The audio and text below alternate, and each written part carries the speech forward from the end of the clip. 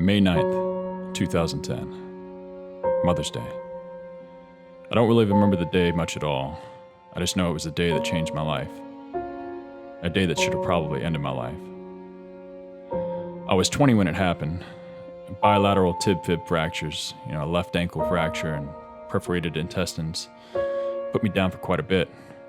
I was bedridden at VCU for about 5 weeks and then moved to a rehab center to where I lived for about 2 months. You'd think after walking for 20 years you wouldn't need to learn how to do it again, but that's not the case. The first few days there at the rehab center, the therapist would have to fight me to get out of bed. After a week or two, and some much added strength and confidence, I was hopping my ass in and out of the wheelchair myself. You'd find me either wheeling up and down the hallways or hanging out at the gym they had there. I was usually on the parallel bars, dipping in and out of my chair, or maybe at the cable machine busting out some curls and overhead triceps. I remember leaving that place, and I think back on it every time I see these pics. I showed up there on a stretcher, but I walked out of there on my own. They were uncertain with how my body would come back after all that nasty stuff. The need for future surgeries, food restrictions, and possibly even walk with a cane.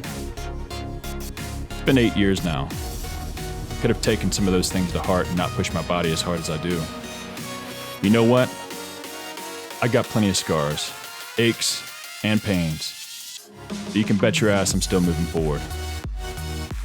I've never been overly motivational, so when I sat down and tried to write this, nothing would really make sense. Ended up scratching it all and went with my gut. The only motivation needed is to become better.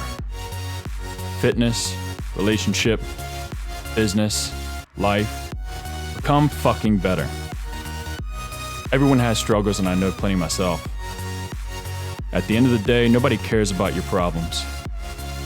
Only you can control the direction your life is going. And only you can do the fucking work to become better.